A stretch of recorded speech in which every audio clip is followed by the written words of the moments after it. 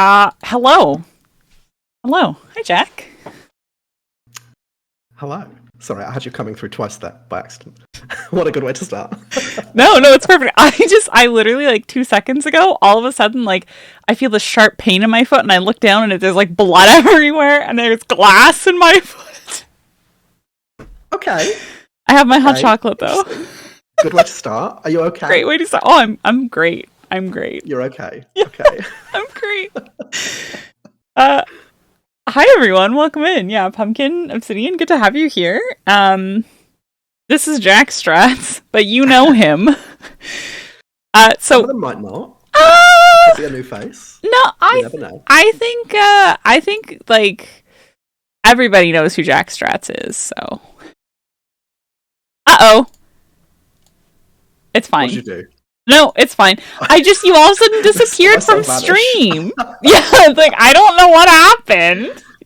Jack was gone. Okay. Yeah, very, very good way to start. We're feeling confident. We're feeling fresh. Okay. No, I took the glass out of my foot, Obsidian. It's okay. Don't worry about it. It's gone. Okay. My audio might be coming through two sources. No, it's probably just I talk really loud and I didn't adjust it correctly. Thank you though for letting me know. I'm a loud person. All right, Jack. We're gonna jump in here. Okay. And so we're on just to talk about strategy games today because that's your niche, isn't it? Apparently so. Yeah. It's hence the name. I am Jack Strats. I'm not Jack Shoots. I'm not Jack Quests. I'm not Jack Sports. I don't know. Can you imagine? Imagine Jack Sports. Ugh. You just go live with like Madden NFL all the time. Yeah, I could see it. I could see it. There's a lot of strategy in football. So. Well, the only thing that I'm potentially interested in that is a meshing of those two worlds is the Blood Bowl video game. Oh, which actually looks quite good, but it's a turn-based strategy game basically. Okay. Which actually looks fairly good. I saw shout out to Friendly Ed, who played it a bit on his stream, and it actually looks fairly fun.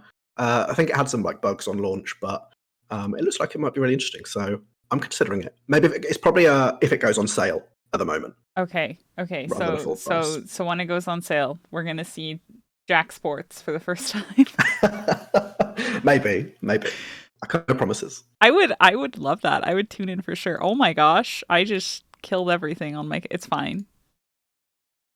No, it's actually not. Oh no. What just happened? Hello. Welcome back. What just happened? That was. I've been having huge issues with my stability of my internet, and yes. Also my OBS randomly dropping frames. But we're gonna move with it. Mine's been doing that as well. Yeah. It will just OBS will disconnect occasionally. And my internet doesn't go, but just OBS. I'm really glad. Like that time was my internet, but recently it has just been OBS, and I'm really glad to hear that because I don't. The problem isn't just you, yeah. Yeah, I was like, what am I doing wrong? I'm doing yeah, let's start though, I guess, with your relationship with strategy games, Jack, and how it came to be that you play so many. Yeah, I was thinking about this. I'm just going to click over to my little notes, so I can't see your face anymore, Alana. So don't make any faces at me, please. No, but I was thinking about this, and I can't remember the actual very first strategy game that I ever played. Sadly, I can't remember exactly where it all began. But when I was younger, I was very, very into like fantasy and swords and medieval and history and all of those things. And somehow, I remember we had a really, really bad PC that could run some games, but like the threshold was like it could run The Sims, but it couldn't run The Sims Pets expansion. Like that was the point that was too much for it. For some reason, but it could run Age of Empires 2. And I remember spending a lot of time, I don't know where that game came from, I don't know how it came into my possession, but it did. And I spent a lot of time playing it. And that's obviously like a classic real-time strategy game that I'm sure many people will know about. But that's, I think, I think, where it started, and I was just very engrossed in like the history of it, the battles. It was like, to a like however I was, 8 to 10-year-old child, like the most incredible thing to see all these little people fighting on the screen. Which is strange because I now don't like real-time strategy games. They're like the ones that I don't play.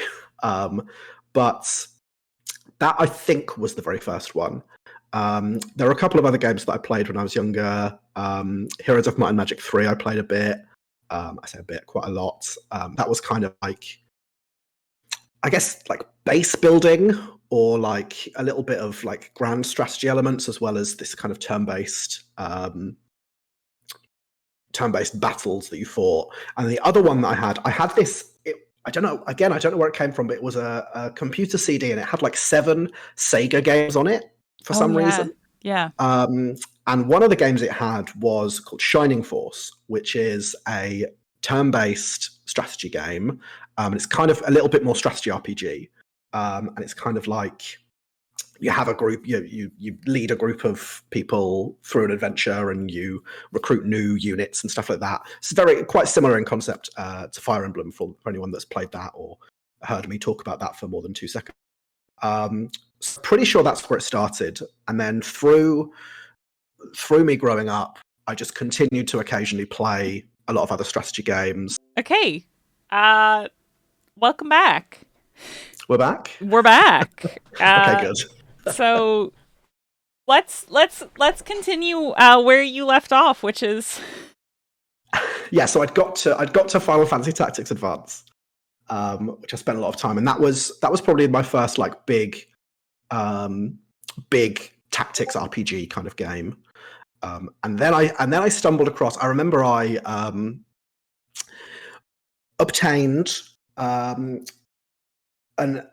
means to emulate Game Boy Advance games. I'll say no more.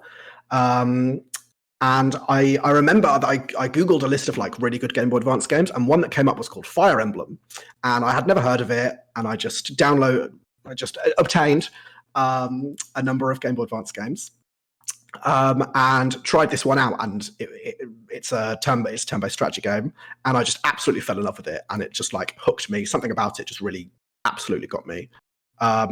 So throughout my like childhood and teenage years, I dipped into strategy games here and there, and then once I was about 18, I got properly into PC gaming, and I think we'll get onto this a bit later, but I think strategy games tend to lend themselves better to PC gaming as opposed to console or some other platforms.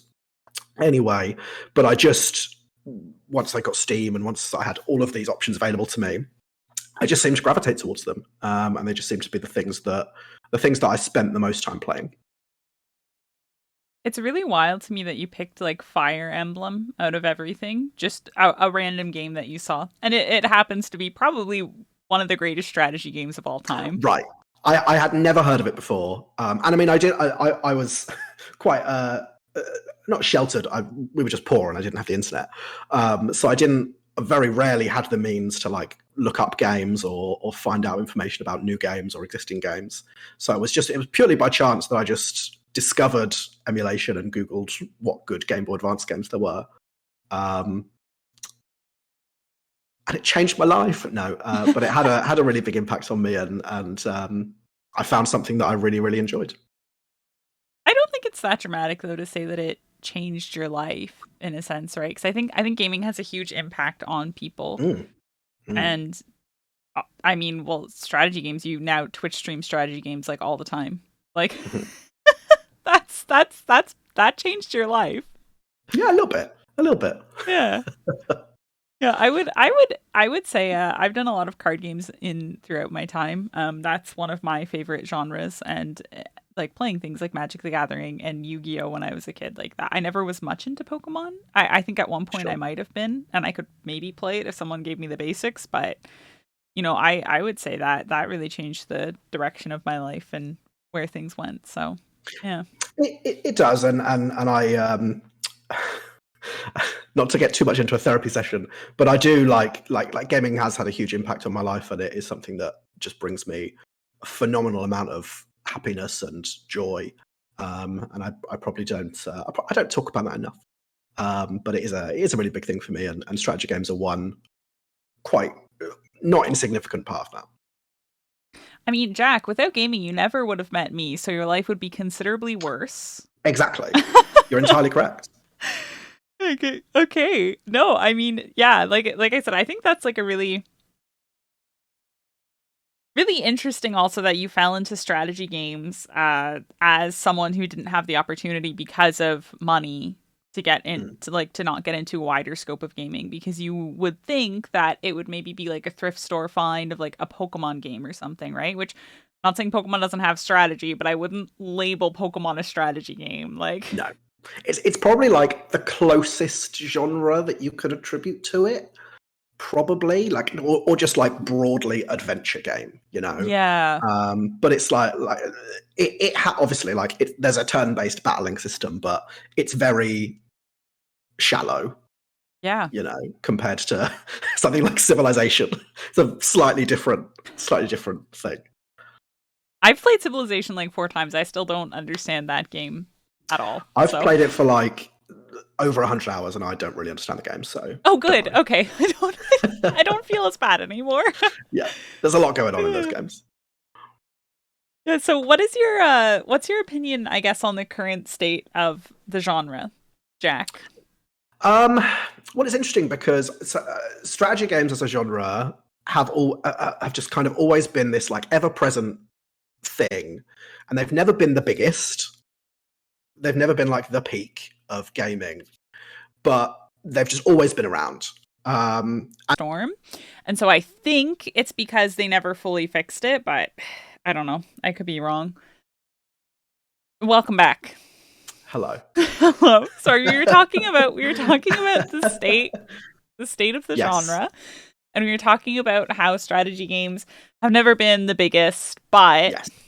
Yeah, well, historically, and I think this kind of reflects where gaming was in the very early stages as consoles were starting to develop and that kind of thing. But a lot of the very early strategy games were effectively just board games, right? Either just one-for-one copies of something like chess, because that was simple enough in concept to create in the earlier gaming engines, or, you know, some of the very early strategy games like Civilization that got notoriety were effectively board games. Even when you look at Civ nowadays, you couldn't physically play Civ in real life as a board game because there's just too many moving parts. But there's a board and you have squares on it and you put things on the squares and move things around. Like, that's just functionally a board game in some way. And I think that's probably why strategy games just were ever present, because before we realized the potential of new things that we could create with gaming, it was much simpler to use either existing board games and just create them in a game engine, or use them as a spring point, as an inspiration to create something that's a little bit like Risk, but on a PC, you know, something like that. So a lot of the very early games, I think, were like that. It's never been like the biggest. So some of the stats that I looked at, in the UK, it's somewhere around the 7th most popular genre.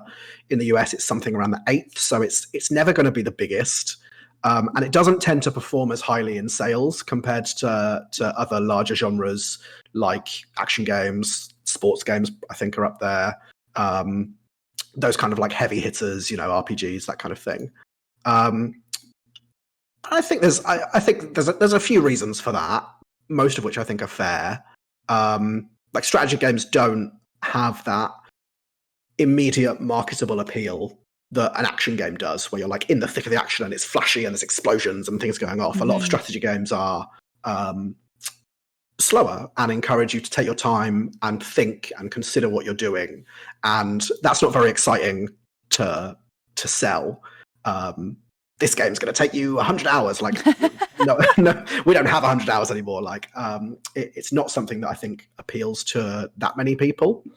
And the other thing that I think, and this is what I mentioned earlier, I think that strategy games don't translate to consoles in the ways that many other different kinds of games dual action games in terms of using them with a controller.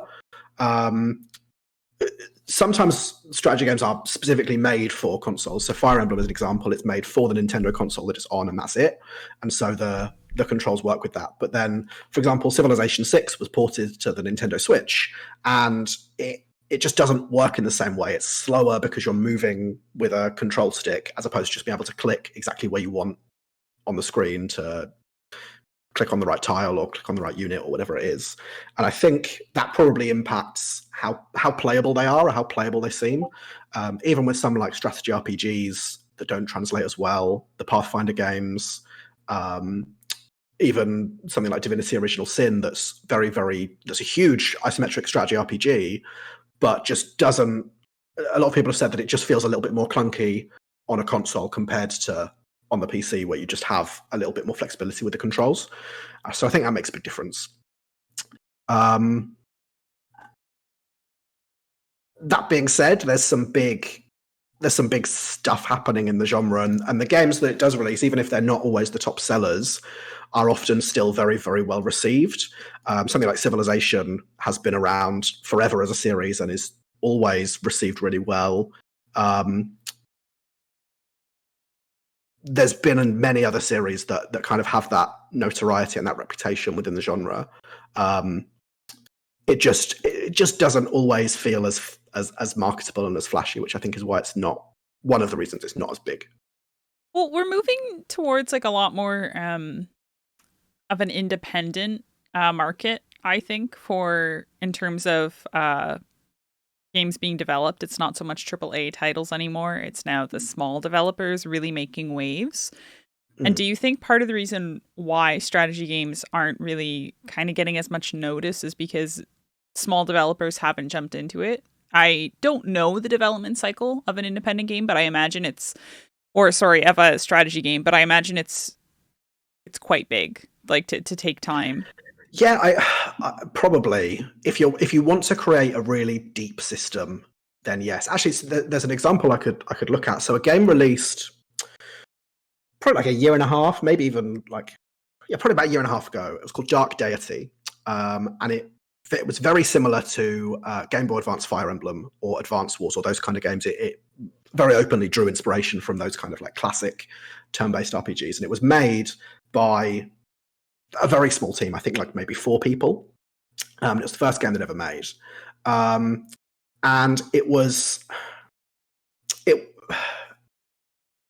example of one of those things where like it had the potential, but they tried to create a system that was like that had depth and had a lot of options, because that's what you want in a strategy game. You want different options of how you can go about things and how you can approach the challenge. But I think because of the scale of the product they were trying to create and just the size of the team that were working on it, it ended up that it was like halfway there. It's not a terrible game. It's not a bad game by any means, but it didn't necessarily capture that same magic that I think is what they wanted to capture with their inspiration from Fire Emblem and from all of those other games. So I do think it depends on what you want to create, you know. It could be very simple if you're able to put together a very simple rule set and create a game that has a structure in it, because that's what strategy games have, right? They have a structure, they have a set of rules that you follow, which is about what this unit can do or what you're allowed to do on your turn or whatever it is like that. I think it's possible to create new things, but actually I think strategy as a genre is one that tends to lean towards tradition and towards what's known. So something like Civilization, which is the biggest name in turn-based empire building kind of strategy games, like it just is. And the problem is, whenever a new game comes out that is a similar kind of game, the first thing people ask is, well, how does it compare to Civilization? Because they already know what that game's like. And I think so one came out few years ago now. It was called Humankind, and it was a similar concept to Civilization, but it was more about like how your people evolve through time and whether they, what routes they take to create their culture. It was a similar concept, but just different systems. And it looked great. It had a lot of potential. It looked really good. All of the people that were interested in Civilization were like, "This, we're excited for this game to release," and they played it for a bit. But the problem is, strategy games have a lot of depth, and why would I take the time to invest in learning how this system works that's going to take me hours and hours to figure out how to play this game when I've already got Civilization over here that I know how it works and I'm still enjoying it, and it is still huge and it's still a really fun game to play. So I think that people tend to stick to what they know or to what's already established, which perhaps is another reason that some of those smaller studios and smaller developers can struggle to get out there and really make a splash. I feel like a lot of genres in that sense fall prey to that mentality, though, of stick with what you know. I obviously play roguelikes like all the time, but those games are incredibly easy to pick up and at least learn the basics of, maybe not know the full depth and range of everything that you can do. But when I have Fire Emblem, I have acquired it in certain ways, we'll say as well. And I have it with me pretty much all of the time. And still, though, to pick it up and to actually like start learning how to play it, it's like, okay, no, I have to like really focus and like think about what I'm doing and like pay attention. And I find that happens in a lot of things, like the MOBAs. I think of those a lot, like Dota 2 and League of Legends. People will always stick with those games, even if new ones come out, even if something was better. People probably aren't going to switch because they'd have to learn new heroes and new items and a new talent system, like a whole new thing. And the same goes for MMOs, right? Like you don't jump from World of Warcraft to Final Fantasy to EverQuest because now you have to sink hundreds of hours into it just to get to where you once were. So I totally understand, yeah, what you mean with strategy games, and just like, which is unfortunate because, you know, it kind of hit me like when you were doing a lot of these explanations of like it sticks to tradition and like this is what you can do and this is what you can't do, because I find that strategy games are one of the biggest opportunities for people to be the most creative. Like the ability to construct your team in your way, even in something like Fire Emblem, and to come up with your own strategies, which is what you do on your stream, right? Like you get to come up with these exciting things and show your creativity and say that, hey, I have strategic thinking and I have a creative way that my mind works that your mind doesn't work in this way, right? And it's sad that almost, because I think a lot of people who are developing them, the developers probably could be a lot more creative than they are being. And there's just like this safe space where they're like, I'm going to stay in this box because I know the game will sell because it is now like these other games. It's at least going to make my money back, right? If nothing else. Well, that's the ideal joy of strategy games. And certainly that's the appeal for me is being able to have that opportunity to, I can play a strategy game again and again and again, and every time it will be different because I can use different units, or I can use a different strategy, or I can play defensively this time, or whatever, in a way that, for me, I can't necessarily do with an adventure game or an RPG or a platformer, because it's more rigid in what I'm actually able to do within the confines of the game. But I think actually the other thing that I would say is perhaps an issue for the genre at the moment is that I do feel in some ways there is a bit of a lack of creativity, and we're seeing currently over the last few years a lot of either re-releases or continuations of quite old franchises. So things like Age of Empires 4, there's an Age of Mythology remake, remaster, I'm not sure which one it's going to be. Things like that. Company of Heroes 3 released, and Company of Heroes is a very quite old, I think it's World War II turn-based game. And it wasn't very good. It didn't get very good reviews. It didn't get very well. It got fairly good reviews, but it just wasn't enjoyed. It didn't sell well. And I think at the moment, a lot of the bigger developers are trying to do that. Like you say, well, here's a formula that's worked before. Let's just do it again. But a lot of these beloved franchises are now having games come out that just aren't as exciting anymore, that haven't captured the magic, and they seem to be trying to capitalize on the nostalgia of it. But because of the way that the gaming industry and the landscape has changed, it's just not the same. There was a series, I think it's Dawn of War, which is a Warhammer series, and the third game in the series released and just didn't really have any new features over the predecessors, and gamers complained about it. And then the studio just said, we're not going to continue updating this game anymore. Oh my gosh. Same thing happened with Total War 3 Kingdoms. It released, it had issues. Great, like really interesting concepts within it, but it had a lot of issues. People complained about it, and then the teams just stopped supporting it. They just said, we're not going to continue to update this game anymore. We're just going to let it die. That's a slightly different circumstance because they had Total War Warhammer, which is bringing in plenty of money for them. But we're seeing things like that happen, where new things are coming out, but they're actually not very new and they're not very exciting. And there seems to just be that spark missing from some franchises. Well, I mean, even in other genres, I think that's pretty accurate to say, though, where just like things are not exciting and they're not. It feels like they're not well made. I guess that's a bit of a dig at the developers, but it like but some of them aren't, and we're in this situation of it's become acceptable to release a game that's not very well made nowadays. Yeah.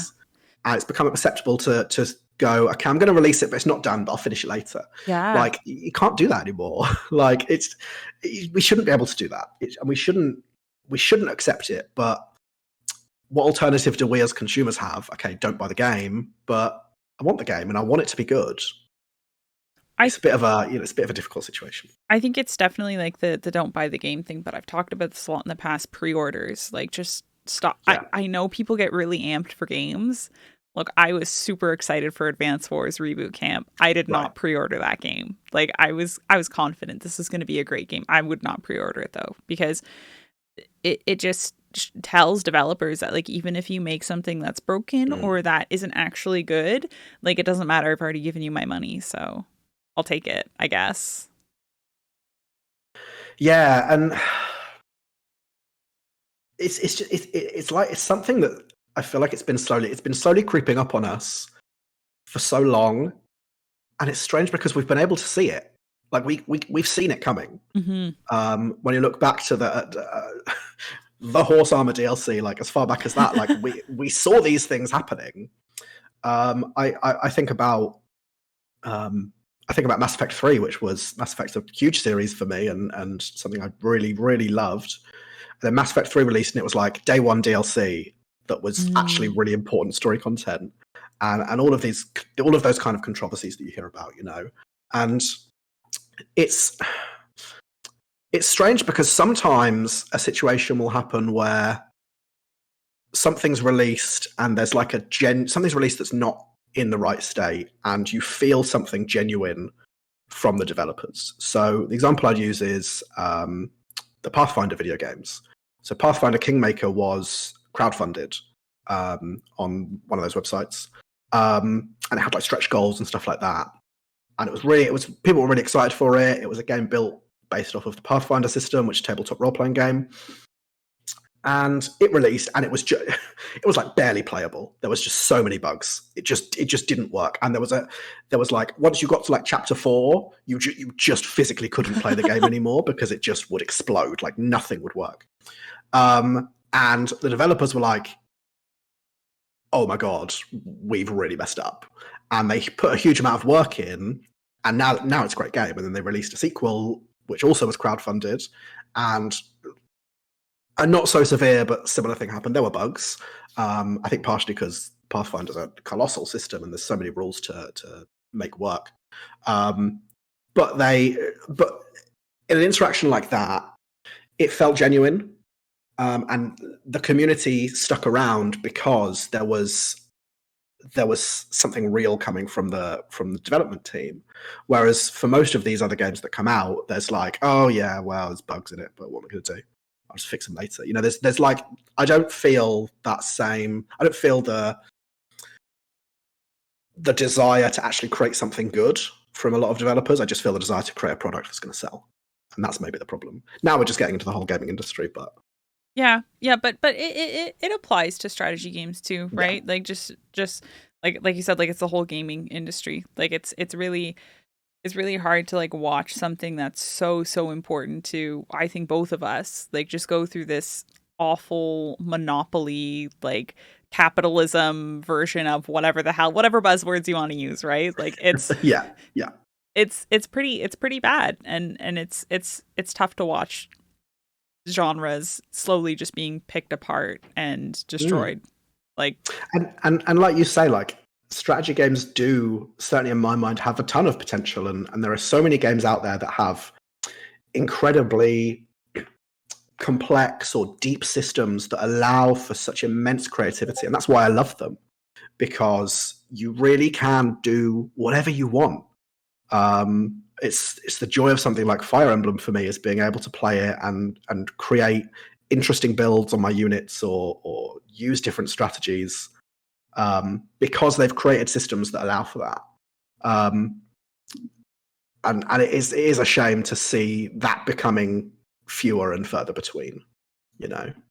yeah. But even some of the games that do that don't seem to come out as well. So I think about, for example, Marvel Midnight Suns, which is a deck building game. What happened to me? I'm looking at your stream. I saw that. That was great. I saw that happen live. I'm gone now. I'm gone. It's over. Sorry, it was it's fine. My streamer mode shut off on Discord, and I was like, I can fix that. And then like all of a sudden, Jack was gone, and I was like, oh no. Okay, it's fine. No, but Marvel Midnight Suns, which is a superhero game, but it's deck building, it's turn-based strategy, and it's good fun. But it was described as a critical success but a commercial flop, because it just didn't sell very well. Yeah, it was really, really well reviewed. It had like big stars, like Matt Mercer voices one of the protagonists. Like, it had big names attached to it. It's got everyone's favorite Marvel superheroes and all of them. But it just didn't sell very well. And it's strange because compared to a lot of other strategy games, that one's like, it's got a lot of explosions and more exciting things that are a bit more marketable. But even things like that, you know, it's strange. I think it's a combination that the genre isn't going to appeal to everyone, in the way that many other games and many other genres are. Well, I think we're kind of in the age of it. It's almost like sad how much people are putting into their jobs, right? And then sometimes by necessity, of course. And then they go home and all they do is they just like watch a bunch of Netflix or a bunch of whatever. And they put their mind into this space of like not thinking and not being used. And so I don't think most people want to go home from their jobs or on the weekends and like actually just think about what they're doing. Like they don't want to think in a game. They don't want to have to plan. No, I completely get that, and it's true. It's funny because I'm the opposite, and for me that's relaxation, and maybe that's why I gravitate so much to the genre, because I'm just able to get so immersed and so lost in the strats, in what's going on, in what I'm doing, and how I'm going to approach each individual challenge. You know, that's the appeal of it for me. But obviously, I completely understand. You know, it's not for everyone, and it sometimes you're not in the mindset for it, and sometimes I just want to play Vampire Survivors and watch the screen flash and things die. Oh, absolutely. And I think a lot of people who play strategy games probably just have like these games on the side where it's like I don't even want to think. For some reason, Wobble Dogs has been that game for me recently. Like I do not have to think. You just watch them wobble. I'm just gonna watch these dogs wobble. But I've always loved having strategy to some degree in the games that I play. One of my biggest grievances is when games, you know, there's a way to break them in a sense, and you can just like win the game by breaking it. Now it's like, okay, great. That was fun, I guess. Like, and Now what are we doing? Yeah, there's I take a bit of exception with the idea of a lot of people when they're talking about strategy games will talk about like what's the meta, what's the it's as if they're saying what's the right way to do it. Yep. And that for me is so against the idea of strategy games. Like Fire Emblem will very often give you, somewhere in the middle of the game, will often give you a unit that's really, really good, that's just really strong and just like statistically, objectively better than most of the other units you're going to have. And then a lot of people will go, okay, they're the best unit of the game, and you just need to let them kill everything and carry you through the whole game. And I'm like, but that's really boring. Like, yes, you could do that once, and sometimes it's fun to watch like one person kill 1,000 enemies. But then, like, there's so many other ways to play. There's so many other ways to do it, and I don't know. I get frustrated at things like tier lists and things like that because it doesn't make sense within the confines of the game. Because in a well-crafted strategy game, you should be able to do anything. You should be able to approach the challenge in a multitude of different ways. And as long as you're good enough, as long as you're able to play the game well enough, any of them will work. And it's strange to me when people like assign an inherent value to different ways to play the game. I always tend to gravitate towards like defensive strategies. I love to like do turtling strategies and kind of like let enemies come to me and then blow them up. And those kind of things are very often seen as like lesser by the meta because it's slower or because whatever, it's not for whatever reason. And that kind of stuff always just like frustrates me. It's always weird to see. Well, yeah, absolutely. I mean, they're saying like the strategy that and the way that you find enjoyment out of the game is wrong. As a card player, I hate people who turtle because I played very aggressive decks. If you couldn't tell, I'm one of those people. So I would never have guessed that about you. So that's very frustrating to hear that you would definitely just be the person to build like Pillow Fort and be like, yeah, I can't wait to play Advance Wars against you. Yeah. Oh, it'll be great. It's gonna be interesting. Yeah. Yeah.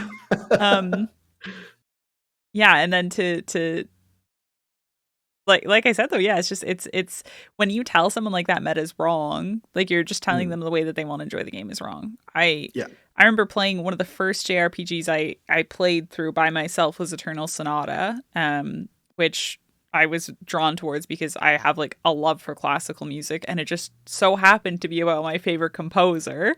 So that was like a big nerdy moment for me. But I remember there's like one character who is absolute trash, bottom of the barrel, worst character ever, so slow. But if you give him one item in the game, he becomes like this monstrosity that's like unbeatable.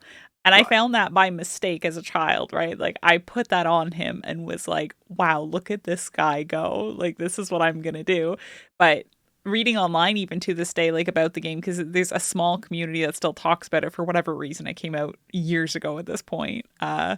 But they still have this love for it. They're like, yeah, no one would ever use that character. He's crap. And I'm like, oh, that's good. But you feel a bit wronged. I was scrolling online and I saw a tier list of units from Fire Emblem Engage a couple of days ago, and I looked at it, and the unit that they had put as the bottom of D tier, like the lowest of the low, I was like, oh, that person is the strongest unit in the army in the playthrough I'm doing right now. Like he is just killing everything. He's the strongest unit in my game right now.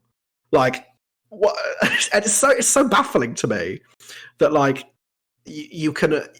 I think it's hard to judge these kind of things objectively because they're so subjective. Because everyone will play strategy games differently. Oh, absolutely. Yeah. So how can you say that doing one thing is better than the other? Because everything is relative to each other. Playing defensively might work against one enemy, but it also might not work against another because it's totally different. It's totally different context. So it's strange to me that people assign an arbitrary weighting to that. Well, there's one that I can actually think of a very obvious example of a time in a video game where people didn't understand the strategy of a character. And it was actually in Heroes of the Storm, which is Blizzard's MOBA, Yeah. when they used to support it a lot more and they had like tournaments. Mhm. They would pull in like a worldwide tournament, and I think it was like a Korean team all of a sudden locked in with Sonya. And this was a character, nobody played this character. They begged Blizzard to nerf it. I think it was like the barbarian from Diablo or something they had put in. Okay. And they were begging for buffs. And all of a sudden someone just like randomly locks in. And the other team was like, that's a choice? Like, Yeah. we're gonna win. We just won. Yeah, Yeah. I guess we're gonna win. They completely dominated the whole tournament. Right.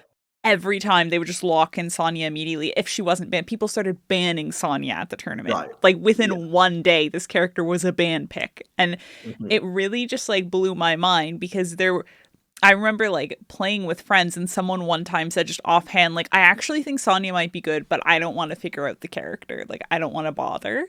And this random Korean team was like, no, we know how to play Sonya now. So everyone sit back. Like, we're changing the meta during a tournament. Good luck. Right. And it's always so good to see something like that happen. Yeah. And actually, like the example you said with, was it Eternal Sonata? I am always drawn to the off meta. Someone said they were talking about how I play Fire Emblem. They said you always come up with really interesting off meta builds, and I liked the compliment, obviously, but I was like, it's strange because in my mind I'm not playing off meta. I'm just playing what's fun for me. Yeah. But I'm always drawn to like it's probably like me being like stubborn and me wanting to go against the grain. But whenever I see someone online be like, this unit's terrible, I'm like, they're my favorite in the game. I'm going to use them all the time. But I'm always really drawn to those like not good characters because again, in a well-designed and well-built strategy game, there isn't a not good character. Every resource that you're given has a part to play, can have a part to play, and you can win with anything, Yeah. No, I completely agree with that. I don't really know how to segue correctly into this at this point. I know we've been talking a little bit about MOBAs and about different effects that strategy has on those.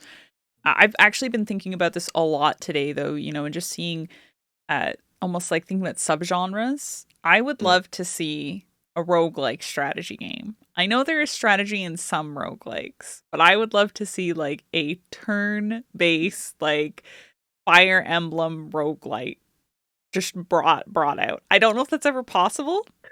Yeah, I mean, the closest thing I can think is something like Darkest Dungeon, which is, I guess, more roguelike RPG than strategy. I mean, it has strategy elements, and a lot, some others like Slay the Spire is technically a strat, like because deck builders are basically a subgenre of strategy games, Sure, right? But you're talking about actual turn-based strategy. I guess the closest thing I can think is it's not roguelike by any means, but this is maybe an interesting example.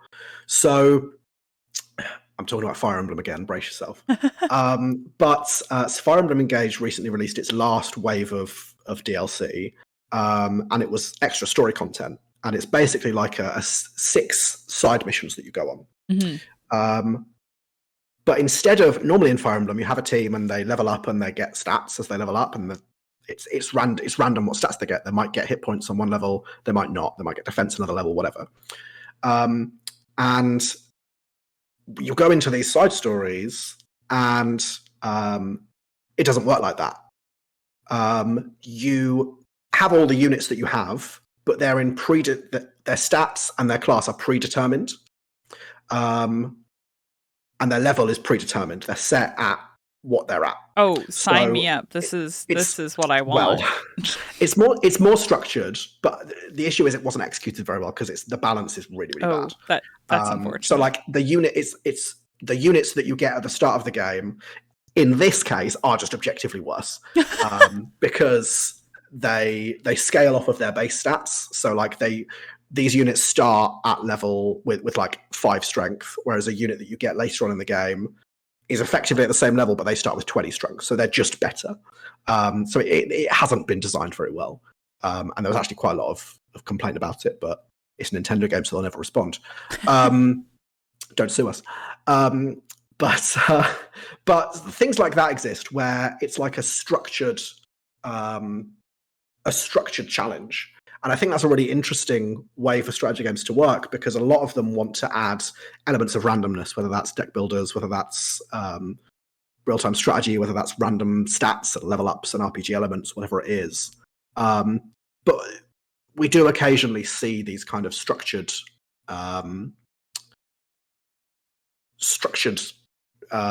systems. But then that's more like a puzzle game in my mind. Mm-hmm. Than a strategy game because there is an objective starting point and an objective endpoint that you have to get to and a set resource that you have access to that will never change, that will never vary. There's a couple of variants for the Fire Emblem example, but it's more of a puzzle to me than a strategy game. Oh, yeah, absolutely. I would completely and maybe there's agree. some crossover there between, in my mind, strategy and puzzle games anyway. And that's how I view a lot of it. And the joy for me in strategy games is like it's solving a puzzle. Right, I look at where I start from. I look at here's what my units are, and here's where I'm at, and how can I put the pieces in the right place to let me win. The difference is next time I play through it, it'll be different. Okay, help me out here a little bit because I am realizing as we're having this conversation, I do not understand the genres of games that you play. Okay. Because I know you play strategy games. Yeah. And I know you've bought Pokemon, but you never play it. And then you play I buy Pokemon because I crumble under 5 seconds of peer pressure. But I always regret it. Okay, so we just have to like peer pressure you into buying any game, and then yeah. If I watch you enjoy the game for 5 minutes, I'll buy it. I think I'm the opposite. I'll watch someone enjoy a game for even up to an hour and be like, no, I won't buy this game. I think it's crap. Like I just awful. Yeah. It looks like a horrible time.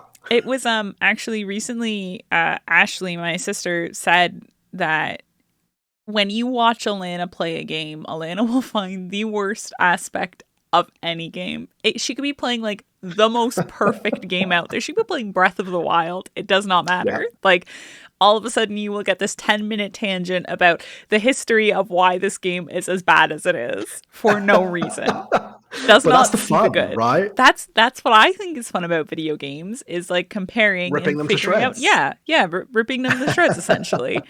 I aspire to be like Anton Ego from Ratatouille, but for video games. That's the end goal in life. Okay, I see. Yeah. But yeah, no, and I know you purchased Hades not too long ago. Yeah, I played a lot of Hades. You were an absolute god at that game. Right away. I don't think that's a difficult game. I don't think Hades is a difficult game. I genuinely don't. Like it's just dodge when you need to dodge and attack when you need to attack. It's like really simple. 100%. 100%. No. I can tell you don't agree, but it is very simple. I think I do die a lot to the boy in the balls. The execution, though, like sometimes people can't execute right. Like you can intellectually know it. It's like any roguelike, right? The goal is don't take damage. Do not take damage. And that's it. But it's hard sometimes to not take the damage when you're playing the game. Yeah, sometimes. But I understand what you're saying because then there are some games like I cannot play shooting games because my brain can't go shoot there. Like by the time my brain has gone, oh, shoot over there, and then I've moved the mouse and then I've clicked, I'm dead. I'm already dead. Like my brain just can't do it that quickly. But you play a lot of Overwatch too. I see you playing it all really the time. bad at it though. Oh, okay. Really bad at it. Okay, yeah. I just play for fun and I play to annoy other people with how bad I am at this point. That's great. Yeah. Yeah. See, you were the type of person I'd get infuriated at. I can't play Overwatch. Like it. Well, I mean, you wouldn't get matched with me. I don't know. I'm like, I say I'm bad. I'm okay at support. I'm between platinum and diamond on support. Okay. But then on damage, I'm bronze 5. Like I'm the lowest possible rank. Yeah. I cannot get worse at the game on damage rolls. I cannot get worse. Okay. Great. It's really fun. Yeah. It sure sounds like it. Yeah. It has to be fun because it's not anything else. Yeah, and I guess like I don't know, like when I hear the games that you play, like I'm always like I think I get a little bit more confused by you, if that makes sense, because it's like, okay, where's the you will not play? Like, would you play Banjo-Kazooie? Have you played Banjo-Kazooie? Yeah, that's really good fun. Great fun game. I enjoy platformers. My core games. So my core games from my childhood were RPGs. Were story-based games. For a lot of reasons. But I loved getting lost in a story and in the characters, and just enjoying it, and then also the fantasy, and that was always a big thing for me. I gravitate more towards settings and stories than I do to think to specific genres and that kind of thing. So I'm more likely to look at any high fantasy game will catch my eye, but I have very little interest in like science fiction, space fantasy. It just doesn't do it for me. Very rarely. Sometimes I might see something and be like, okay, yeah, I'll give it a try. But generally, I guess I'm more drawn to settings than to specific genres. I just tend to also really like strategy games as well. Okay, so it's got to. This is why you've never played the new Warhammer game with me then, Darktide, because you're like, I don't want to play the space thing. Well, I just always forget to get it as well. I played a ton of Vermintide, had great fun. I need to just get it on, because it's on Game Pass, right? Yeah, it's on Game Pass. If you message me and say, let's play this game, download, like I need an instruction, Alana. I just need you to give me an instruction. It's the autism. Just tell me what to do and I'll do it. Okay. Noted. No, because tell me what to do. I was saying the other day, I was like, I really miss playing like Vermintide and Deep Rock Galactic with Jack. I was like, it just doesn't happen. Like, don't be scared. Just message me and ask me to play. And I'm terrified of everyone for some reason, but only on the internet. My colleague. I was mentioning this to her actually today, and she was like, that's very unlike you. She's like, you're one of the most confident people I know. And I was like, I don't know. You put me on the internet and suddenly I become like scared. Absolute coward. Yeah, honestly, absolute coward is correct. But yeah, no. This is me live and on a recorded stream telling you that just ask me to play a game with you and I won't. I might say, sorry, I'm busy tonight. Let's play tomorrow. But I won't ever be mean to you about it. Okay. Yeah. You can even just say no. Just Yeah. Be nice about it. I wouldn't, but I would at least give you a reason. Okay. Yeah. That's good. That's good. Okay. So subgenres and their impact on the industry, right? So I feel like we did talk about this a little bit. I think it's hard to me, like, walk us through what are some subgenres in strategy games that we haven't talked about? Well, I think the big split, right, is real-time strategy and turn-based strategy, which is very in very simple terms is games that stop when you take your turn or games that keep going and when you do things. And the examples are real-time strategies, Age of Empires, Command and Conquer, Warcraft, those kind of games. Turn-based strategies, Civilization, Fire Emblem, Advance Wars, those kind of things, where you have as much time as you want to think things through. And I tend to gravitate towards turn-based, again, because my brain doesn't work quick enough to play Age of Empires at a really high level. And also I quite like to just build a nice town. And then people come and attack me and I'm like, leave me alone. But aside from that, it's interesting because I guess MOBAs technically are a subgenre of strategy games, right? But I think that's more because Dota came about as a mod of Warcraft 3. And it's more that MOBAs are like a child as opposed to a subgenre, because I think they are their own genre at this point. And sure, they play in a similar way to RTS games, but I think they are their own thing. The other big subgenre that you'll see is what's called 4X games, which is basically games where you're building an empire on a grand scale. So that's things like Civilization, Stellaris, the Total War games have a 4X layer. There's another example that I was thinking of 3 seconds ago that I've now forgotten. But that kind of thing where you're building on a grand scale. And then you kind of have, it sort of is a subgenre, but I don't think people see it as such, which is tactics games. So the difference is, or the difference to the way it's described is that tactics games give you a limited and set amount of resource that will go away over time.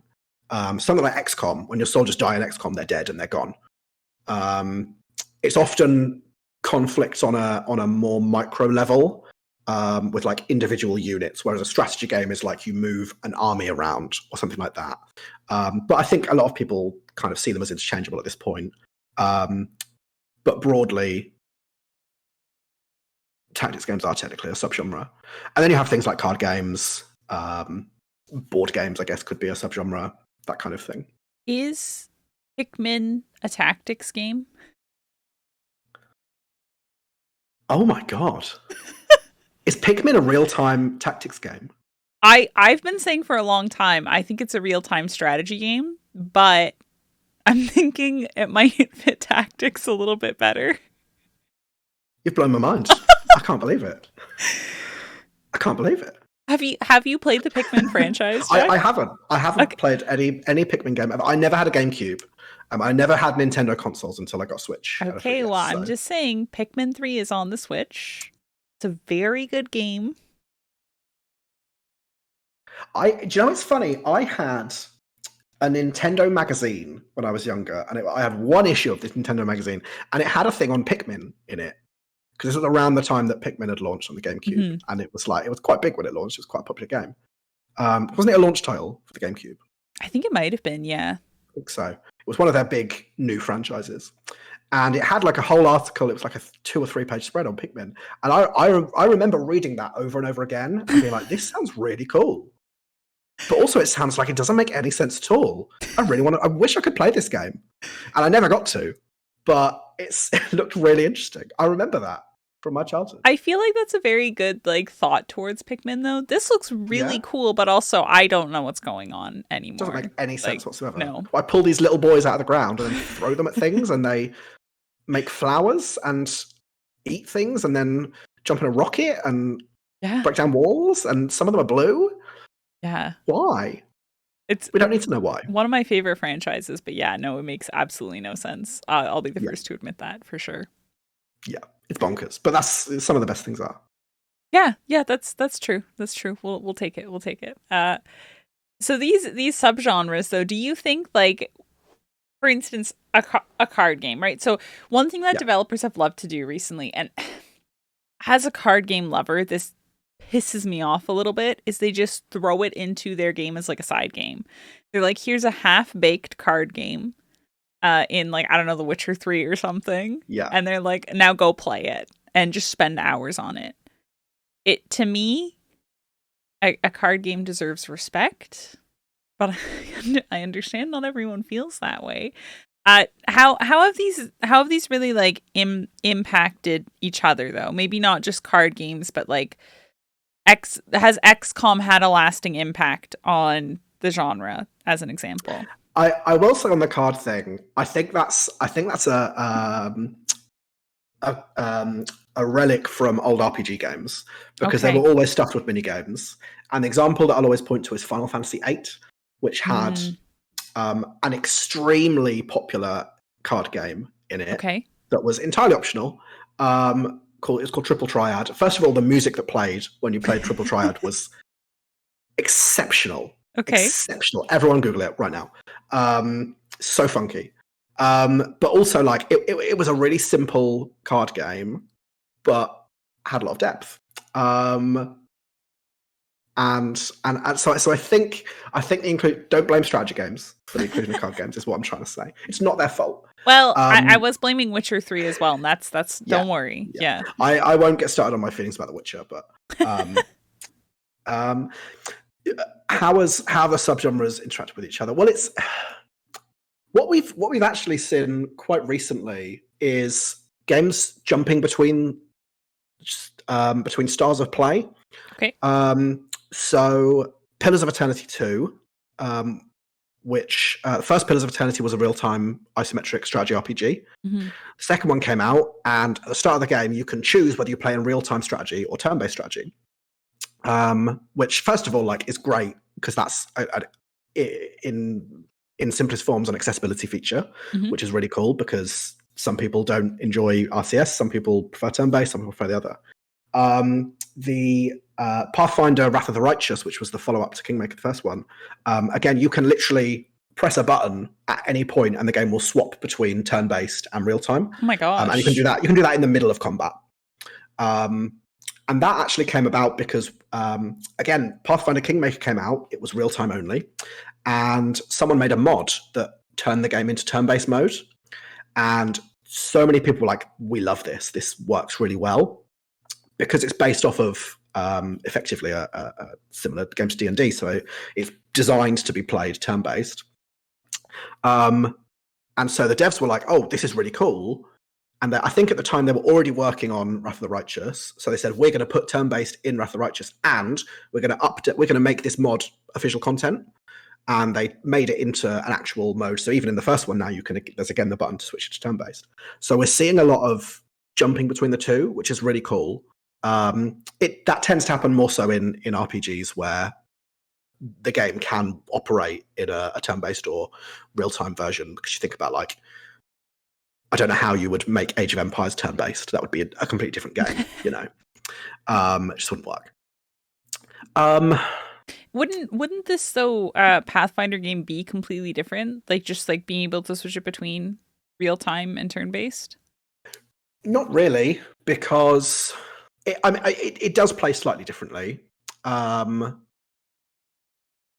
but it operates off of a system, because it's a Dungeons and Dragons style system. Your turn consists of a movement and an action, and then maybe one or two other small things, and you can do that in real time as well.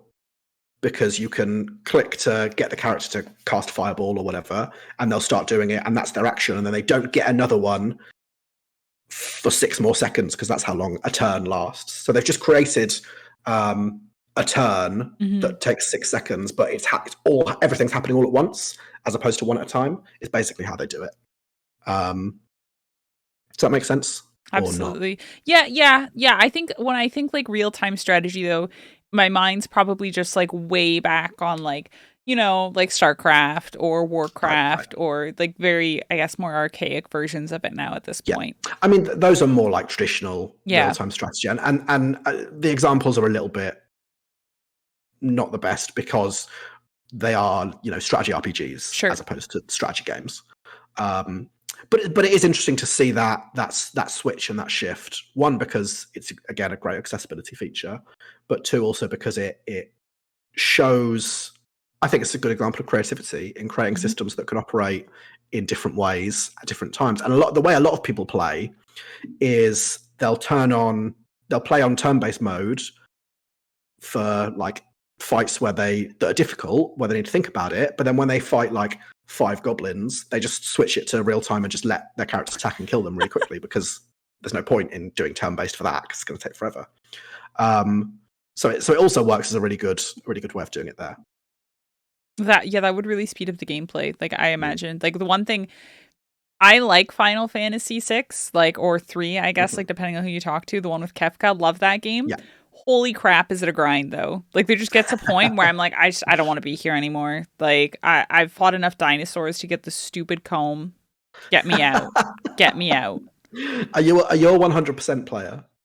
Yeah, I think the one time I Yeah. played through it, yeah, we were actually, I never beat it though. I was playing with my brother and we stopped right at Kefka's Tower. We were like level 99 or I something. always do that, where Yeah, you like do everything in the world and then you don't bother doing the final dungeon because you're like, well, I've yeah, done everything else, like, and then it's over and you don't want it to end.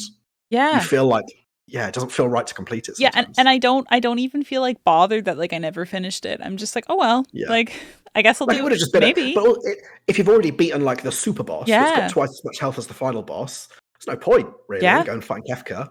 It's gonna be easy. Yeah. Yeah. Boring, No, isn't it? that's pretty sad that like we can feel that way, but yeah, no, that's exactly how I feel. Yeah. Yeah. It does have a cool ending sequence though. You should just YouTube it if you want, Okay. but Yeah. that's quite a I cool should ending either sequence. YouTube it or And just dig out the SNES one day. yeah, Like, yeah. maybe your old save file will still exist. Oh, it's still there. It's definitely still Yeah. there. Yeah. Yeah. It's just There you go. it was quite a few years ago now at this point. Yeah. Yeah. Yeah. I guess it's just it's hard for me to understand and conceptualize this concept, right? Because we talk about like larger and broader issues here in the gaming industry, and Mm. understanding like what's going on in strategy games, because it really feels like just like this pocket that's like existing that like I sort of dabble in. I go and play StarCraft and I play Sure. like a few cutesy.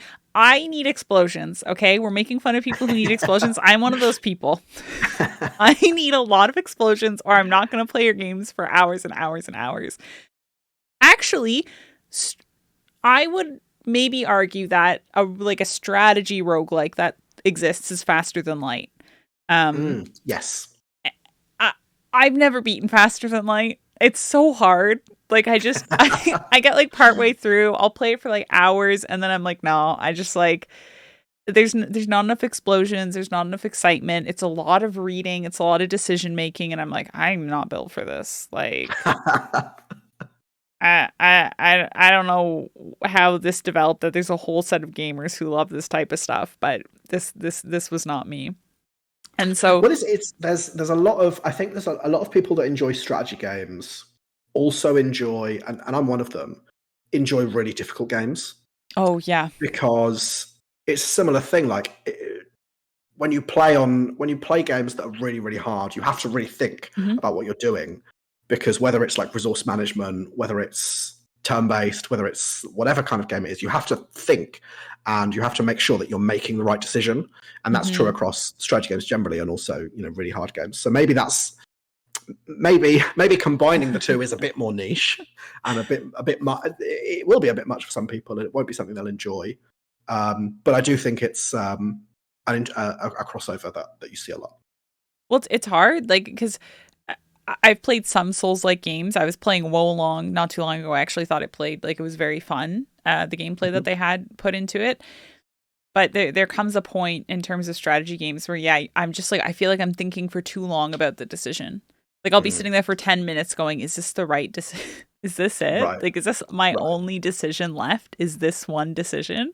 And because I don't play them enough, I can't see any other options, right? So you feel almost like tunneled in. I'm sure Mhm. every strategy gamer has had this moment Yeah, where you're like, I oh know what you're no. talking about. Yeah, like, It's the problem with having too many options, yeah, or with having a lot of options, is where does it become too many options, and then you have choice paralysis, and yeah. you're like, I'm not sure what to do, or if the challenge presented is seems too overwhelming, Mm-hmm. it's like, well, I don't know I don't know where to start. Mm-hmm. It's a difficult balance to find. One thing actually that it made me think of was the other thing that I dislike in some strategy game communities is that there is a sense of elitism that is, oh, you beat the game. What difficulty did you beat it on? Like if you didn't play on the hardest difficulty, well, mm, didn't do very well then. You didn't do it as good, which is ridiculous. First of all, because who cares? It's a video game. But also, like, It's just gross. It's just that gross, like, elitism that's like, I'm better. Again, it's the same thing. I'm better because I use the right strategies. I'm better because I beat it on the highest difficulty using the right strategies. And, it's like, ugh, who cares? Yeah. And I remember the Halo community was really bad for that. Did you beat it on Legendary with the skulls turned on? Yeah, all the skulls, right? Do you have the skulls? And if the answer was no, did you even unlock the skulls?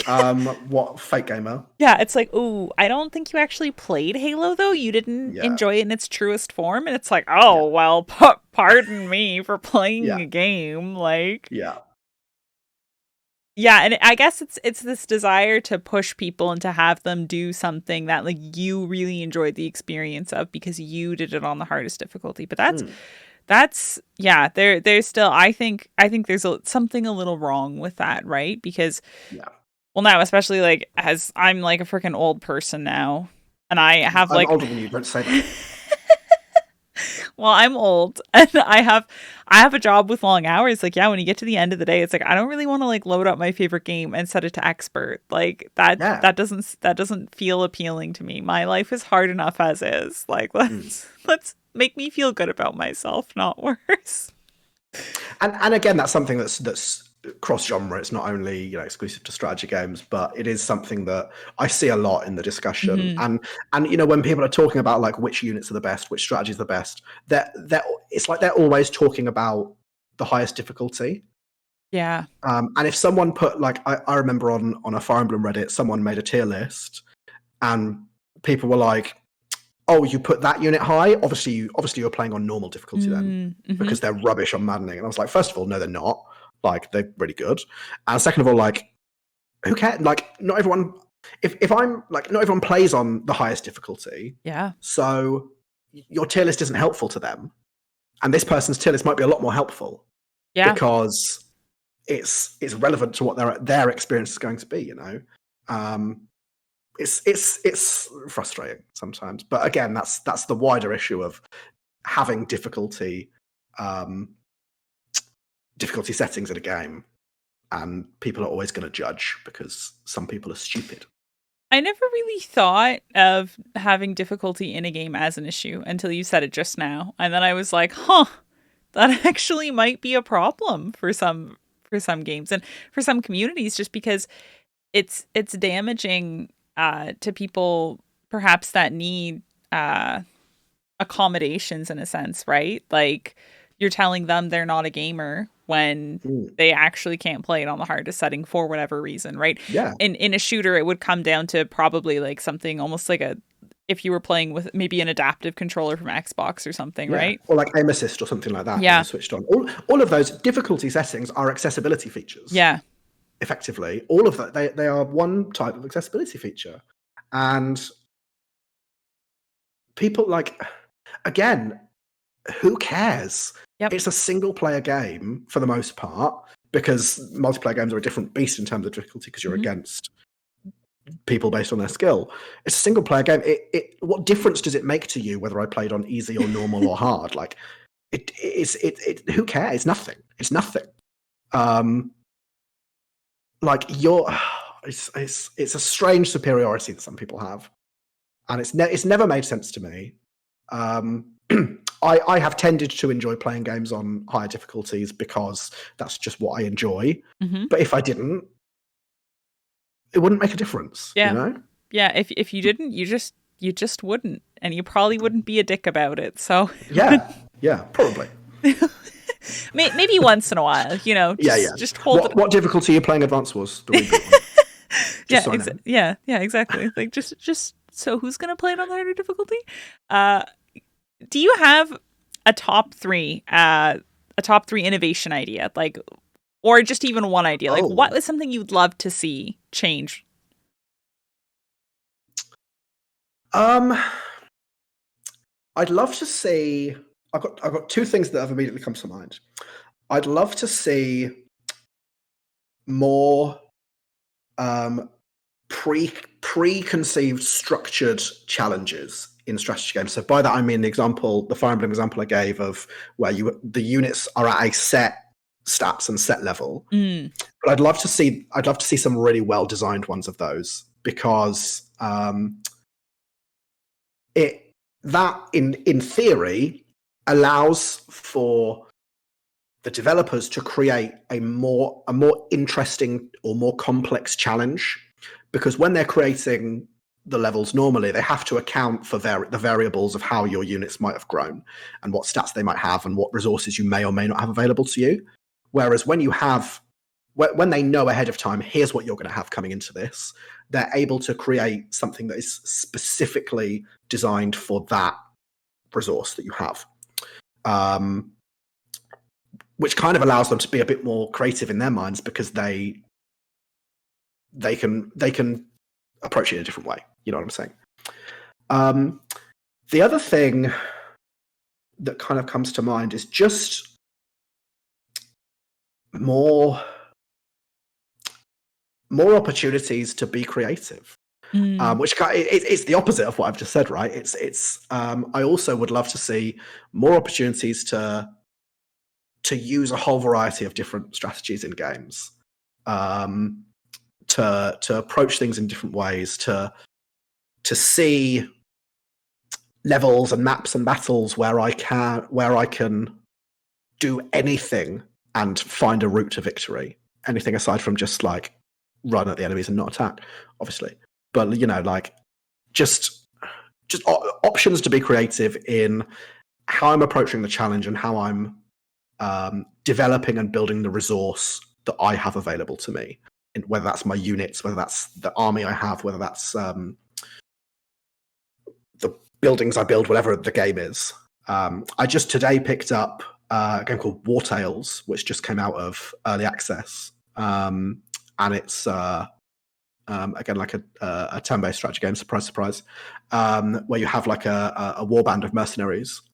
And so far I'm only fighting like weak bandits and stuff like that, but it seems really interesting because there's a lot of customization. It's got kind of XCOM style soldiers, where you can like build them in whatever path you want, and create like individual stories for them as they level up and grow with you. And I'm pretty sure it has permadeath, so if they die, they're gone.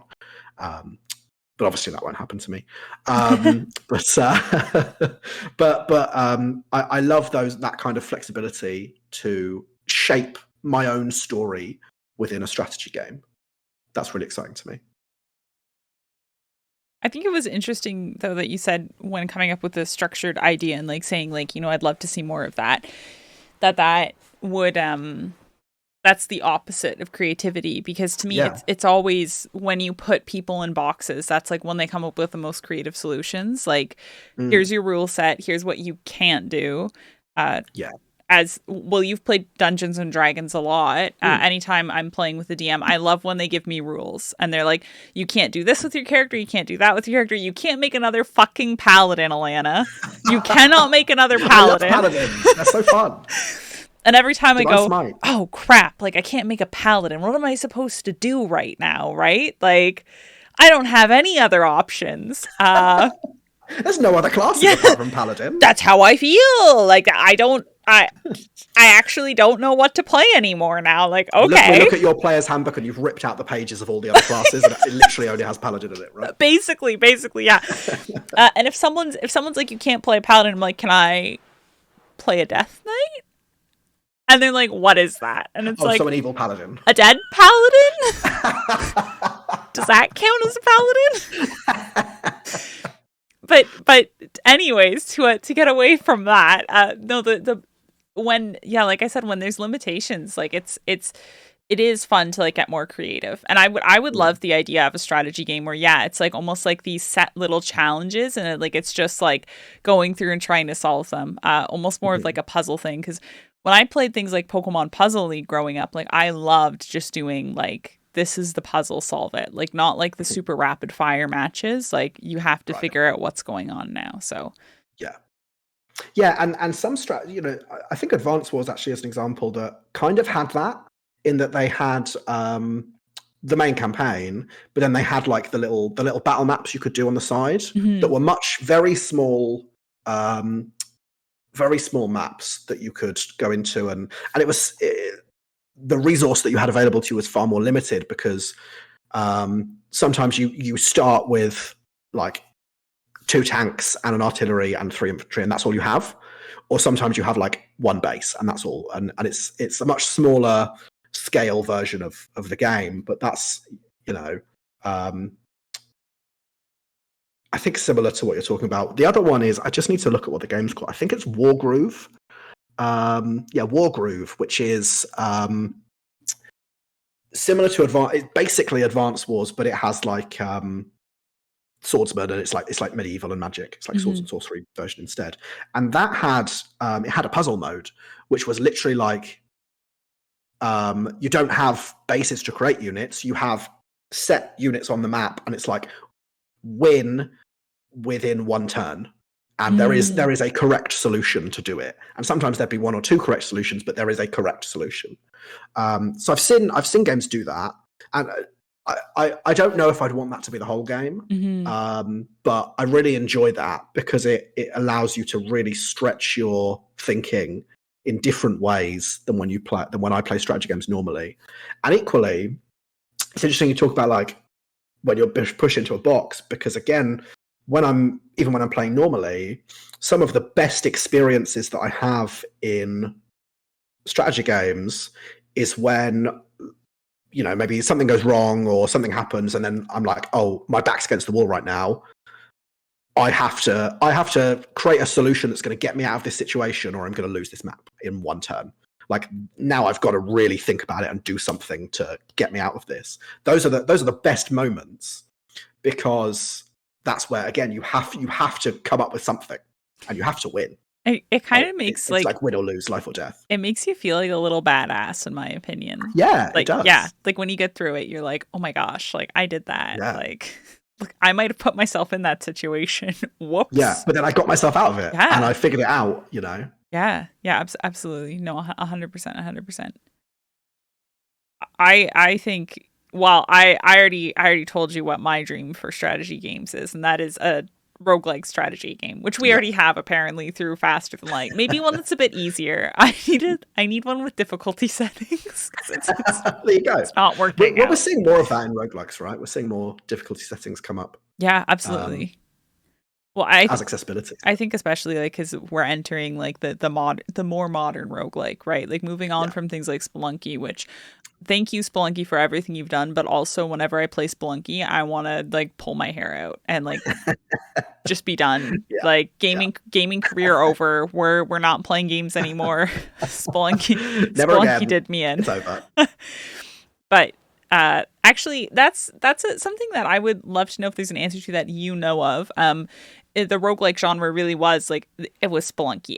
All the major roguelikes that came out, yes, they mentioned Rogue, of course, or one of the originals, but for the most part, they point towards Spelunky and say that's what really inspired us. Like, we saw that game and said, this is something that like we never thought we could do. And then from there, all the sort of other games followed. Is there a game in strategy games? And I know it's a little bit different because it's more AAA developers, not really independent studios, but... Yeah, I think I would. My instinct would be to say not necessarily for strategy games as a whole, but I think you could point to 1 or 2 for the subgenres. So if I look at classic real-time strategy games, really, it's you would either say Age of Empires 2 or you'd say Warcraft 3, probably depending on the setting that you're in. If you're looking at turn-based strategy, if you're looking at turn-based strategy in terms of board game style games, it is Civilization, unequivocally. If you're looking at tactics games, it's probably something like Final Fantasy Tactics, that really like hugely popularized the genre, the subgenre, and that inspired so many others. Even though there were other games at the time that were similar, that's the one that everyone went, oh, kind of made people sit up and notice it. And really notice that style of game and see something special in it.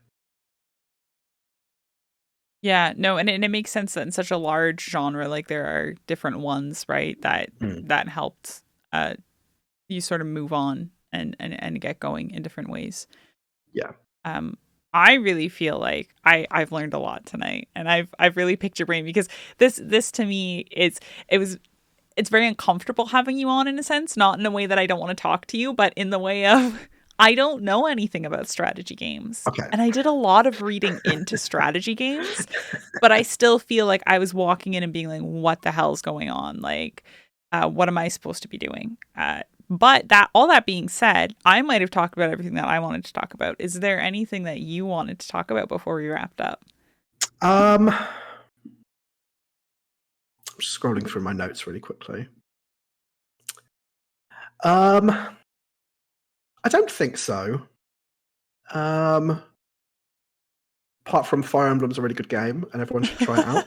I feel like we covered that multiple times. I think I mentioned that once or twice.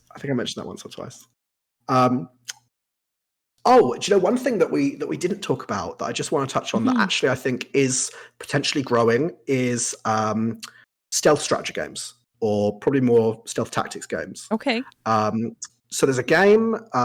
So the examples I would point to is Desperados. Desperados 3 is a really solid stealth strategy game. And Shadow Tactics, Blaze of the Shogun is its full name, which again is a really, really interesting isometric stealth game. Basically, it's real time. It's what would be called real time with pause, so you can pause at any time and take stock and figure out what you want to do next. And it's that kind of like that kind of classic, like enemies have a cone of vision, and you can like throw a stone to make them look in another direction type system as you sneak around and like figure it out. And there's another one that's coming out by the same developers who I think they're called something like Me Studios, which is fantastic. Which is called Shadow Gambit. And it's Shadow Tactics was set in a kind of feudal Japan inspired setting. Okay. Yeah. Shadow Gambit's set on a magic pirate ship with ghosts and undead. That looks really, really cool. And there's been some other games that have very similar concepts. And I think that's something we're going to see a little bit more of, because I think it has a very different appeal to a lot of typical strategy games. So that's something to maybe keep an eye on. If anyone's interested, I will be playing Shadow Gambit when it comes out later this year on stream. So can you walk us through like a little bit like what the gameplay looks like in some of those games?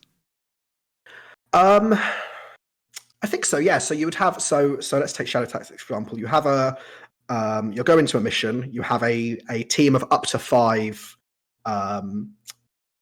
individual characters, and they each have their own skills. So one of the characters is a ninja. Who has like a couple of different resources available to them. So he has a shuriken that he can throw, which will kill someone at range, or he can throw a stone to distract people. Another character is like his apprentice, who she can set a trap that will kill an enemy if they walk over it, or she has a whistle that she can blow to lure people to their location, with like a bird call.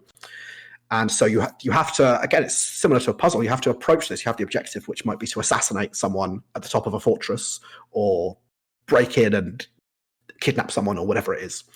And you have to approach this. You have to approach it systematically. The levels tend to be quite long. Sometimes you could spend like an hour to 2 hours sometimes on a level, depending on the difficulty you're playing on. As you kind of slowly, it's kind of like a series of mini challenges. So you'll go up somewhere and there'll be like 5 guards who are patrolling an area, and they each have different routines. So these 2 guards will stop and talk to each other, and they'll go in opposite directions, and they'll come back, they'll stop and talk to each other, and they'll go in the other direction. And then one guard will always be here looking in that direction. And so it's like, how do I sneak past them or kill them all and hide their bodies, or how do I do it with the resources that I have available to me? Maybe I can, while those 2 guards are talking to each other, I'll go and kill this person while they're not looking, and then hide his body in the bushes, and they won't know he's gone, or whatever. So it's really, really cool at how you approach the challenge and how you complete the mission. Again, there's a lot of different ways. One of the selling points is there's a lot of different ways to approach it. You could completely sneak through undetected, or you could kill everyone on your path and whatever. But again, it's about reaching the objective without being seen and killed. So it's the type of game that I would hate. Yeah. Yeah, I think you'd yeah. probably get really frustrated playing it. Yeah. Oh yeah, 100%, 100%. But it does again, accessibility feature. It has they have really good quick save and quick load features. Oh yeah, that's for So me. you can literally be like, hey, here's exactly what I'm going to do, and then you quick save. You can start, and then if it goes wrong, you can just quick load and go right back, and nothing's wrong. That's what I need, because I tried playing Deathloop and I did not know that it Oh was a yeah, stealth game, and I was like, I'm actually gonna kill someone doing Yeah. this. yeah.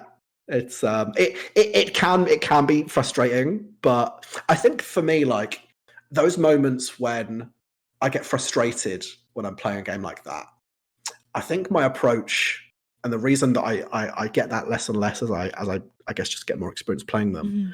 is that you kind of just have to be like you have to realize that eventually you're going to get to a point where you're just hitting your head against a wall, and sometimes it's better to just accept that you've done something, you've made a mistake somewhere, and go back and figure out what your mistake was, rather than try and brute force a problem. Sometimes, like I say, you get your back against a wall and you're like, oh, I can get a way out of this. I can figure it out. I can figure out how to do this. Sometimes you just have to go, yeah, I messed up, and you have to go back. And the joy of that is that you've learned for next time. It's not a mistake. It's just an opportunity to do it better next time. Oh, I think you're completely right, but I also, like, as I'm listening to you say that, I'm like, even like at work, like I get really annoyed when I can't fix my own mistake. Like it's like Yeah, I can't fix this, and you have to like go get your colleague, and your colleague can't fix it, and you're just like, well, what have I done now? I have said everything that I just said, and then I get really angry when I can't do something right the first time, and I always have for all my life, like to the point that it's time. When I was a kid, I wanted to learn to play the guitar, so I went to guitar lessons, and then because I couldn't immediately play the guitar really well, I didn't want to do it anymore. Oh So if I can't do something right the first time, I've worked on it. We've worked on it. We've gotten better. But when I can't do something right the first time, I used to get really, really, really frustrated. So that's some strategy games have helped me work on that, because sometimes you make the wrong move, and sometimes you lose. You could have and been. Then you just have to go back. You could have been serenading us on Twitch live. And... No, I could have been playing the guitar. I could not sing. Oh no! Trust me, I would not be serenading you. No, I think it'd be so lovely. It would add to your. It'd be Jack Strats and songs or something like that. And yeah, I can't think of a musical word that rhymes with strats. Urgently thinking. I'm trying so hard, but I can't think of one. Urgently thinking. I'm desperately trying to find something, but I can't think of one. It could be Jack Strats and frets, because of the frets on a guitar. Yeah, but it doesn't rhyme. No, it doesn't. It doesn't. But it's same vein. It's the closest we're gonna get. One thing. I know I keep trying to be like, one last thing, but one more thing. I'm gonna say one more thing. That I was thinking about actually is when we were talking about all of this, is the impact that StarCraft 2 had on gaming as a whole, right? Like as a strategy game. One of my favorite news articles out there is, I don't know if it's still up. I think it was on IGN, and it was the rise and fall of StarCraft 2. And it was launched shortly after, I think it was Life got sent to jail for like gambling and like everything that happened, right? Like, or not gambling, but throwing games, I think it was. Yes. And he was the greatest StarCraft 2 player ever, like that, just hands down. And he threw it all away because he wanted to be there quicker, right? Like he wanted to get there faster. He wanted the money and the fame faster than he was willing to wait for it. But StarCraft 2, like, I don't know if we'll ever see an esport. And I know some esports have higher payouts, but I've never seen one that people get so into in the way that StarCraft 2 was. StarCraft 2 was like the esport, and now it's like, well, some people watch Dota and some people watch Overwatch and some people watch Valorant, and that's all fine and kooky, but like I would love to see a strategy game step in and be like, no, we're the sport again, like everyone's gonna watch us. I think I think Dota is the closest thing we've got to that. Hmm. I'll admit I'm not super familiar with StarCraft just Hmm. because it's the sci-fi stuff that doesn't exactly do it for Sure, me, absolutely. and it's real time. Yep. So I there was no chance I was ever going to be good at that. But I think Dota is probably the closest thing that we have um, to that same scale. And I think that Dota is probably the biggest esport currently. Hmm. I would agree. I'm Yeah. pretty sure. It's Um, definitely had the best payout ever. Like, it's yeah, insane. Yeah. yeah. I am interested actually. Just speaking of Dota, they've I don't play the game anymore, but I still follow it because there's a few YouTubes that I just kind of watch when I want to just watch a bit of content. And Dota's just released like a literally a game changing patch beyond anything else they've ever done. That's like changed, like completely changed, expanded the map Oh my that you gosh. play on. It's made the map bigger. It's reworked a ton of heroes into like a new category of heroes. It's a ton of changes. So you know, in Dota, heroes are divided into like strength, intelligence, agility, Yeah. and there's a fourth category now. They've added a fourth category. It's called universal. That's all of them. That certain What? heroes are in. I like glanced through the patch notes because there was a lot, and like some of it makes sense. Um, it's it looks potentially really exciting. Do you know? Are you familiar with Dota much? Yes. Yeah. Yeah, you know Ogre Magi. Oh, yeah, very Um, familiar. Yeah. he's now a strength hero and always has zero intelligence, What? which is Okay. first of all hilarious. But they've done a lot. Like that's the scale of the changes that they're making. They've changed everything. That to me Um, is so interesting because the MOBA is, in my opinion, falling apart. Like, right. just I went to like go play League of Legends with friends and a match Mhm. lasted under 10 minutes. And I said, "What?" I went to play Heroes of the Storm 5 minutes. And I said, "What?" I didn't even try Dota 2. I was like, "You know what?" Dota still is like maybe half an hour, I, maybe like 15 minutes for a really big stomp. I these think. games, like a stomp used to take like 30 minutes. Like these games like took time. Mm. And I don't know, like they had a lot of strategy to them, and like thing I remember being stuck in hour and a half long games on some of the MOBAs. Oh, I think we've dropped. And Oh no, we're back. We're uh, back. We're back. uh hello. Don't know what that one was. That was actually OBS because Okay. Ugh. hello. Only 55 frames, it's okay. 0.0%. Anyways, no, like going and thinking about like something like a MOBA, like Mm. they really just were like tearing the game apart and trying to almost make it more casual. It felt like you could just pick up a game whenever you wanted to, and that's really not the point of a MOBA. Mm. And I Well, it's feel strange because I think that's what gamers are wanting more and more. You know, absolutely, yep. Well, look at the because Nintendo like you Switch. say, our time is more taken up by other things than ever. Hmm. Um, it's all it's that's why something like Vampire Survivors has been so Yeah, popular because absolutely. you can just pick it up, play one, lasts 15 minutes on quick mode Hmm. or 30 minutes, and that's it. You know what you're getting. Yeah. And when I used to play a lot of Dota, one thing that frustrated me a little bit was that I would queue up for a game, and I don't know if it's going to take 20 minutes or 60 Hmm. or more.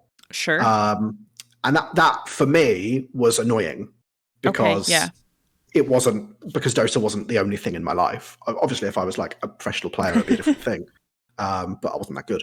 So it I understand Hmm. why they'd want to do that because also it brings potentially more appeal because it's more viewers. Um,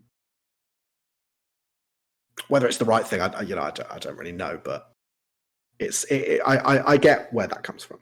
Yeah. Yeah. No, and I mean,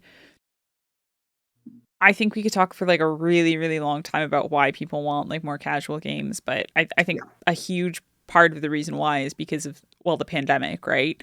And people are still healing and there's no timeline for healing. So like we kind of have to let them go at their own pace.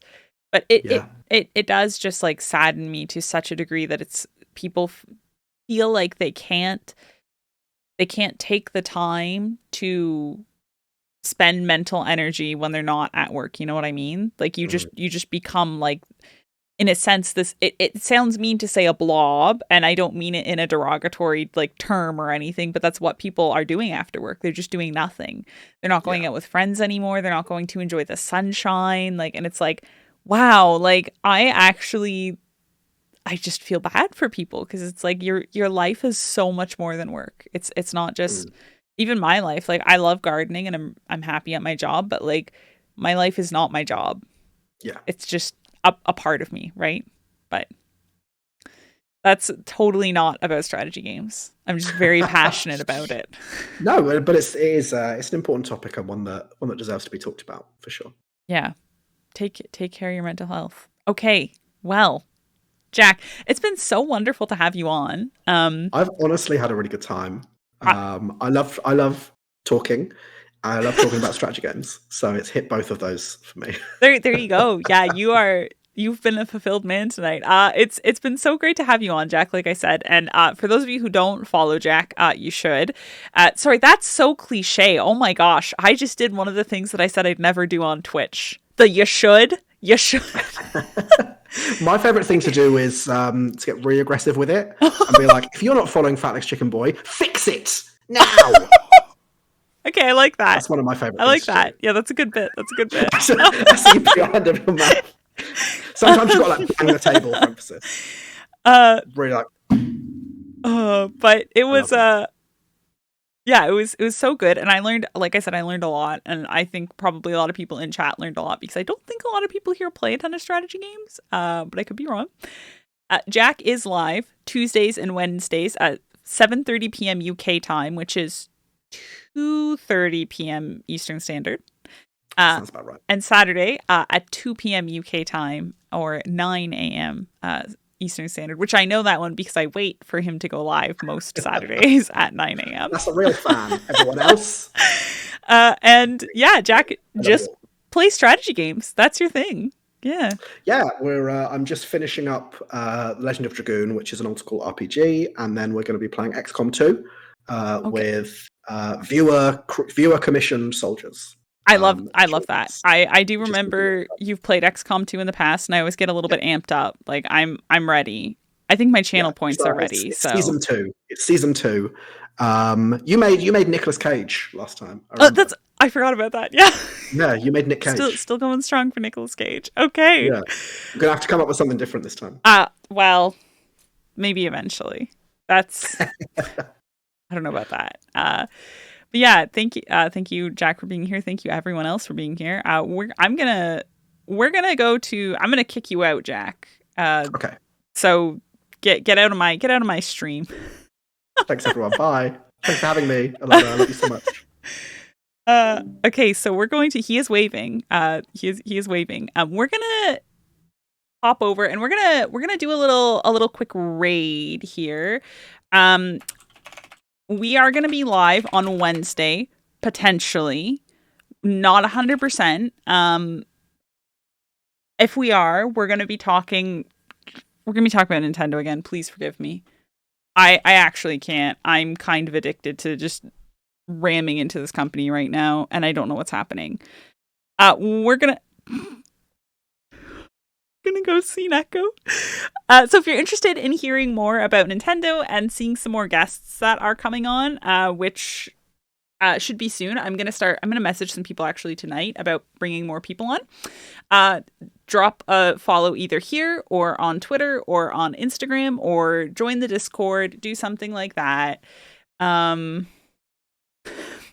more Nintendo. We want Cult of the Lamb. Maybe we'll talk about Cult of the Lamb. Okay, yeah, I'll ask Cult of the Lamb to come on my podcast. I'll send them a DM right now.